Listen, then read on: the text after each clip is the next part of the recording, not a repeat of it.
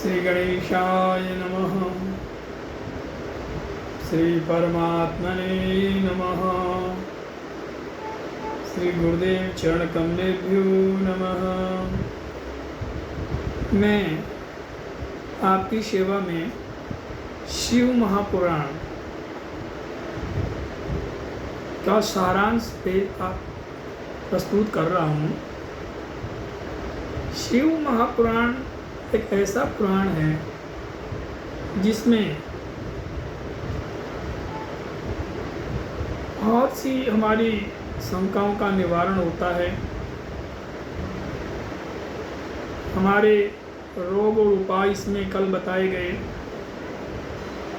बहुत से मंत्र जाप की विधि शिव पुराण में बताई गई है, जिसमें हमने चर्चा की ओम, यह महामंत्र बताया गया है। भगवान शिव ने कहा है कि सर्वप्रथम मेरे मुख से यही प्रणव अक्षर निकला था, ओम, ऊम है। मात्र ओम का जाप करने से परम सिद्धि की प्राप्ति शिव पुराण में भगवान शिव ने अपने मुख से बताई है। इसके अलावा पंचाक्षर मंत्र ओम नमः शिवाय, इसकी भी हमने चर्चा की। एक मंत्र सोहम, सोहम यानी शिव ही का मैं तत्व हूँ। और एक मंत्र इसमें बताया गया मृत्युंजय मंत्र। मृत्युंजय मंत्र की मैं आज आपको कुछ आगे जो सुंदर सुंदर कथाएं आने वाली हैं उसके बारे में बताऊंगा। आप मेरे इस चैनल पर बने रहें और रोज़ देखते रहें शिव पुराण। इसमें वास्तु के नियम भी आएंगे, क्योंकि शिव की लीला अजीब है, उसको कौन समझ सकता है। सारी पृथ्वी का संचालन शिव कर रहे हैं। मृत्युंजय मंत्र का एक छोटी सी कथा मैं आपकी सेवा में पेश कर रहा हूँ। मृत्युंजय के प्रणेता हैं शुक्राचार्य ऋषि। संक्षिप्त में मैं कथा आपको सामने पेश कर रहा हूँ। एक बार की बात है, असुर और सुर, देवताओं और असुरों के बीच में संग्राम चल रहा था।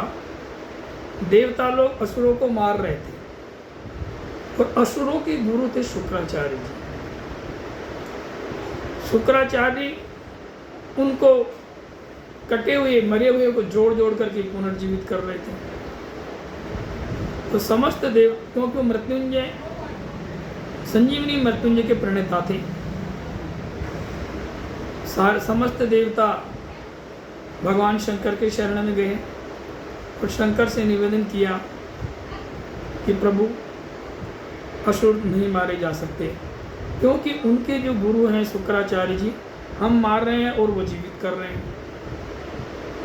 भगवान शंकर स्वयं देवताओं के पक्ष में युद्ध करने आए।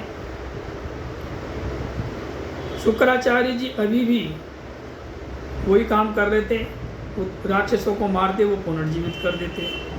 भगवान शंकर ने गुस्से में आकर के शुक्राचार्य, इनका नाम शुक्र भी इसीलिए पड़ा है, पहले और कोई नाम था, शुक्राचार्य को भगवान शंकर निगल गए।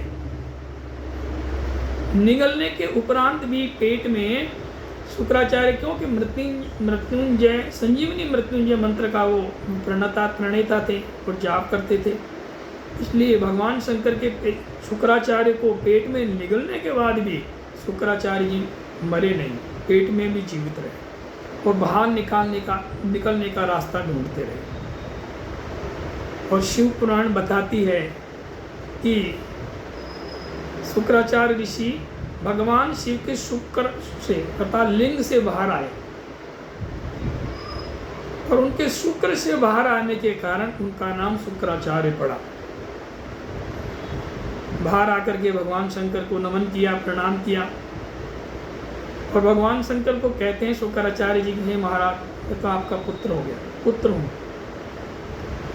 शिव ने पार्वती को बुलाया कि हे पार्वती, ये तुम्हारा आसे पुत्र है, क्योंकि मेरे शुक्र से ये पेट से उत्पन्न बाहर आया है, इसलिए यह ऋषि चिरजीवी है। आज भी शुक्राचार्य जी जिन्होंने संजीवनी महामृत्युंजय का जाप किया, उनमें बहुत से लोग आज चिरजीवी हैं। मार्कंडेय ऋषि भी इसी का उदाहरण है। मार्कंडेय ऋषि को 11 वर्ष की उम्र थी। मार्कंडेय ऋषि के पिता भगवान शंकर के परम भक्त थे। उनके कोई संतान नहीं थी। उन्होंने संतान की इच्छा मांग की भगवान शंकर से। शंकर ने कहा तुम्हारे भाग्य में संतान है ही नहीं, मैं कहाँ से दूँ। तो शंकर के सामने वो जिद करने लगे, मुझे तो साहब पुत्र की प्राप्ति चाहिए। शंकर ने कहा कि दीर्घायु यदि आपको पुत्र चाहिए तो वो मंद बुद्धि होगा, और अल्पायु चाहिए तो दीर्घ बुद्धि होगा। मार्कंडेय ऋषि के पिता वो महान ऋषि थे, बुद्धिमान थे। उन्होंने कहा कि महाराज अल्पायु दे दो, किंतु पुत्र तो मेरा बुद्धिमान ही होना चाहिए। उन्होंने कहा कि 11 साल की उम्र में ये खत्म हो जाएगा। पुत्र पैदा हुआ मार्कंडेय जी, जो कि बचपन से ही शास्त्रों का ज्ञान और बड़े विद्वान थे। 10 वर्ष की उम्र होने पर उनके माता पिता ने उससे मोह छोड़ दिया और उसको वन में भेज दिया कि शक्ति की आराधना करने लगे। माँ देवी की दुर्गा सप्तशती मार्कंडेय पुराण के द्वारा, मार्कंडेय ऋषि के द्वारा लिखी गई है।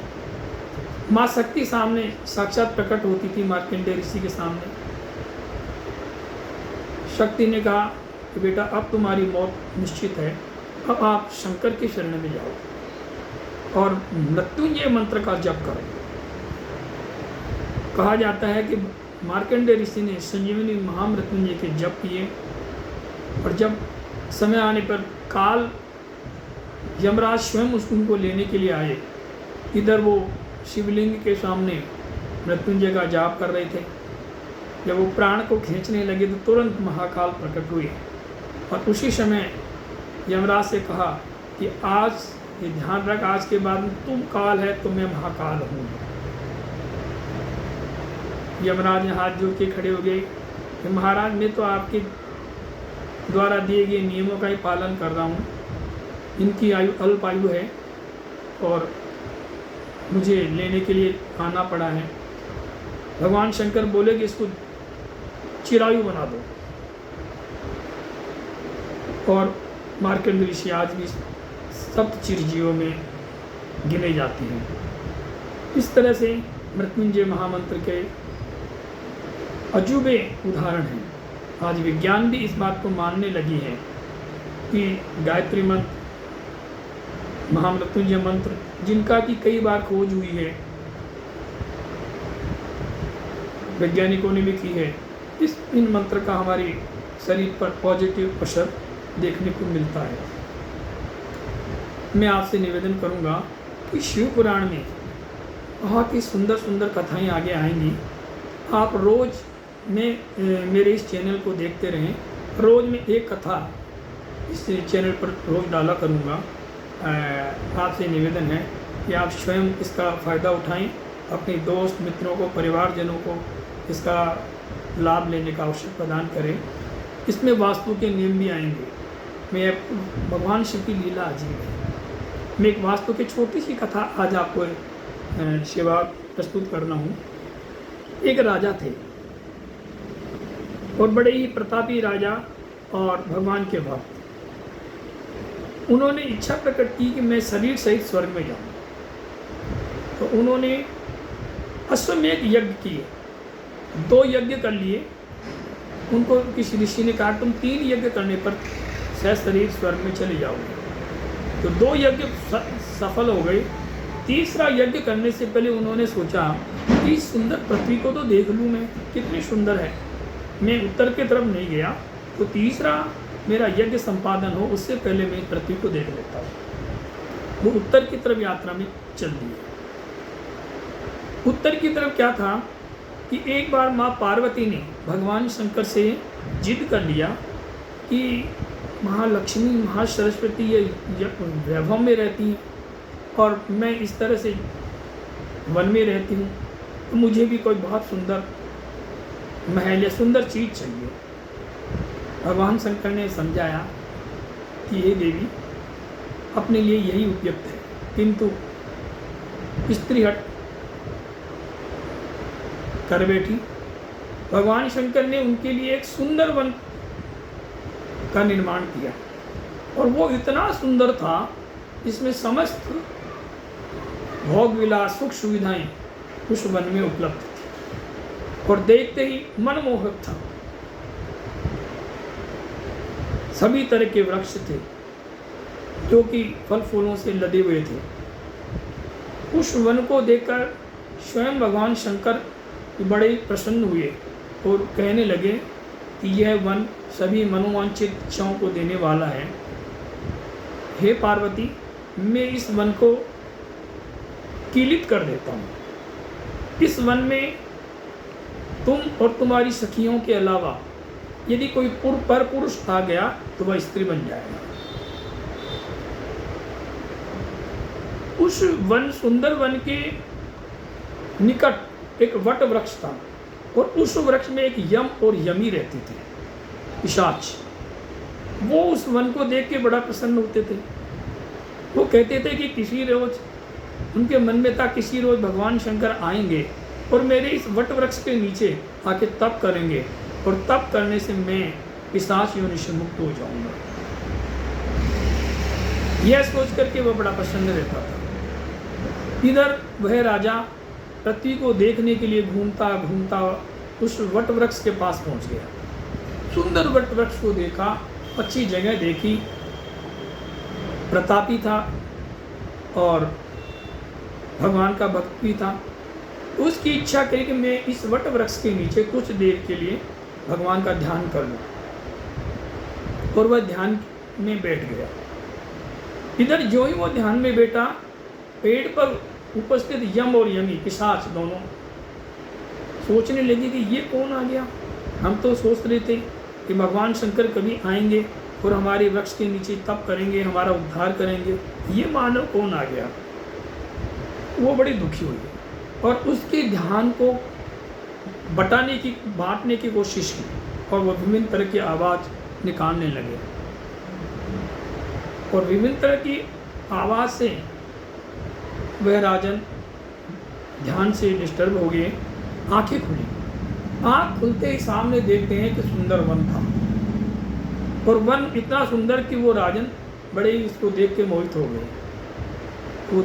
वो सोचने लगे, अरे मैं तो सोच रहा था पृथ्वी का छोर आ गया, आगे तो बड़ी सुंदर चीज़ें हैं और उसमें इतना सुंदर वन मैंने तो जीवन में कभी देखा ही नहीं। तो मैं इस वन को तो देख लूँ, तब बाद में कर लूँगा। और उठ करके उस वन में प्रवेश कर गए। वन में प्रवेश करते ही वह स्त्री बन गई, क्योंकि भगवान शंकर के द्वारा स्थापित था वो वन, सुंदर वन, नाम था सुंदर वन। और वो वन में जो ही राजा ने प्रवेश किया वह स्त्री बन गया। कुछ दिनों स्त्री बनकर के वो पार्वती की सखियों के साथ वहाँ पर विचरण करने लगा।